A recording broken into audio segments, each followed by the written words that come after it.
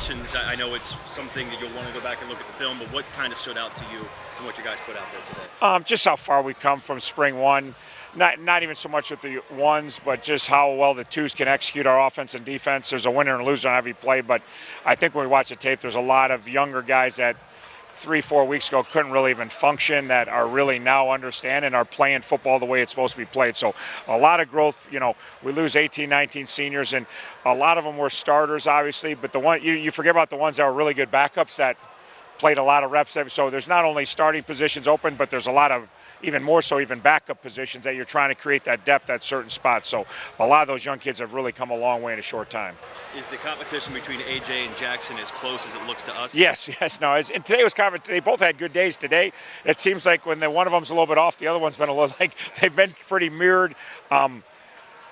Interesting because sometimes you'll have like we had a competition with Gus and Billy Ball, and they're so different players where Jackson and AJ's skill set they both can run, they're both big, they both can, if the end closes down and they want to pull it and take it, they both can do that.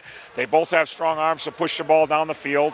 They're both young, obviously, redshirt freshmen and true freshmen, so they have their moments but this was one of their better days. Their decision making today was really good. They threw the ball away when the plays you're excited about when there's good throws. I know they can make those good throws, whether it be 7-on-7 or team. It's when you got a young quarterback, it's when the play isn't there and they give it to the other team, which we didn't see at all today, which to me, those are the most exciting plays. When AJ had a chance to force it and he chose not to force it, or Jackson had a chance to try to make a bad decision, but he made a solid decision, got us to the next down. So they both had really good springs, but they really had good days today. This is obviously going to go to the fall camp as a competition. Do you anticipate it could be even into season that these guys could still be competing? I think it could, and I think our non-league schedule could also play into that.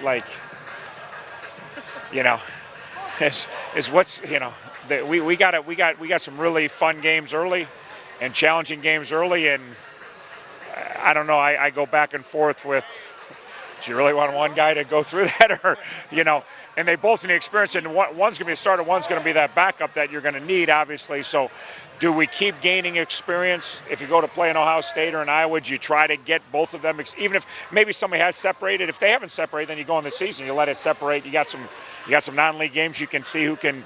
But even if somebody has separated a little, is it worth it to go to Iowa and get both those kids some experience? Is it worth it to go to Ohio State and put them in the shoe and let them both play under a lot of pressure and duress, and because I think there's a lot of growth in those games. Obviously, it's not always fun, but there's opportunities to get a whole lot better, to go through some of those really challenging moments. So that plays into it too. How much do you want one of the guys to emerge so the team kind of knows who the guy is? I mean, part of you definitely wants it. I think that's really what you're looking for, what you're asking. Then part of you wants them both to play so good that you can't split. I mean, that's the other part of me is you don't want somebody to drop off and somebody accelerate. You like it that they both, as they grew this spring. I mean, I think they're both pushing the issue to where, and then with college football, NFL football.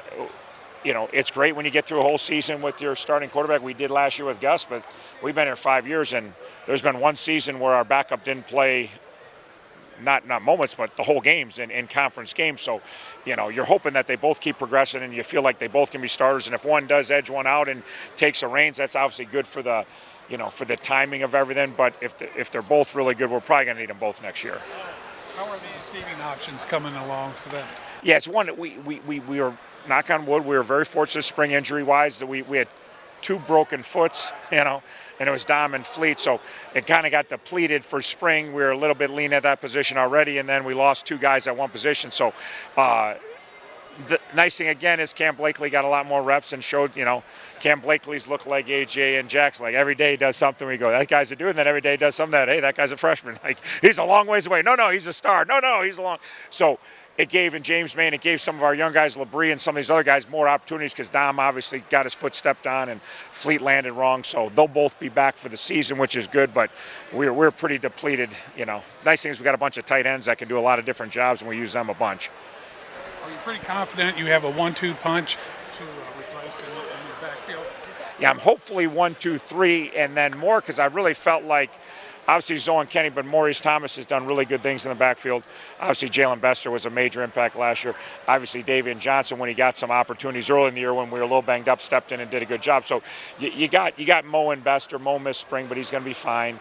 And Mo's patiently waited his turn. This should be his year where him and Bester are the main guys with Davion. So hopefully I got 3 that I think can really, do the job. And then we're developing 2 younger kids. Tyrese showed some stuff and Burton showed some stuff. So hopefully they're 4 and 5. I would say Mo and Davion. Mo was out the whole spring. Davion missed a bunch. It was really a little bit of a blessing in disguise because then those young kids got all these reps and they really improved. So I think we got 3 guys. I know we got 3 guys that have played good football already for us. So I'm very confident Maurice Thomas, Bester, and Davion Johnson will be really good players in our backfield. What kind of stuff are you going to emphasize defensively to try and get ready for the season? Really just kind of grow what, at the end of last year, we were playing really good defense. Obviously, our run defense was good all year. When we didn't play as well, when we struggled in games, we didn't defend the pass as well. Obviously, if you look at the Buffalo and the Western Michigan game, we got hurt big time through the air. And the other 6 games when we didn't get hurt through the air, we didn't give up. We gave up like 11 points a game in the conference season on defense, which is pretty amazing this day and age. So the fundamentals and obviously improving in the pass game, that's multitude. That's from rush, as me and Bake always talk about. It's just not coverage. If you don't get a good rush, the coverage is hard. It's improving at the rush, which I think we've done this spring, and improving the coverage.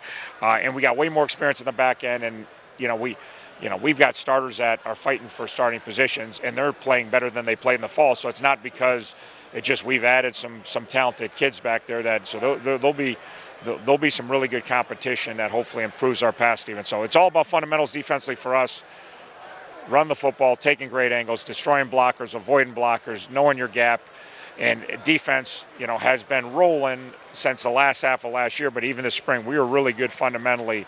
And if we can do that and limit those big plays, the games we didn't get big plays, we didn't get a lot of points. We played pretty good defense. The games we gave up those easy scores, well, that's not good.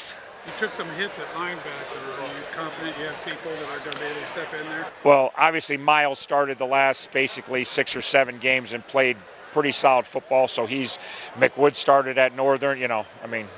We went and beat Northern week 11 with Miles Reed and Ryan McWood. Those were our 2 stars. So obviously, Koenig and Kenny Young are the 2 guys you're not replacing them. They're just, and again, not that Zoe's not, we had a lot of seniors that are going to be, but those guys are, you got to replace them with the masses, So losing to Koenig and losing Kenny Young are those 2 kids that really, those are great football players. So, but I feel good about McWood. I feel good about Miles. We have some young guys. That's more the position where you really need the backups to come on, because who knows? Miles and McWood were the backups last year, and then they became the stars. They're doing a really nice job. I'm confident with those guys, but you're not going to get through a year with 2 inside backers. That's impossible. So there's a lot of those backup spots are key. Even the secondary, you look at, when we go our starters, you're looking at Barati and Mike Brown and Sterling. Well, they all, if you look at the end of the year, those were our guys that were playing. So I'm pretty good about those young guys keep developing, but who's my backups? So there's a lot of opportunities. And there'll be some freshmen coming this summer that are going to have some chances to get into that 2 deep, not necessarily start. So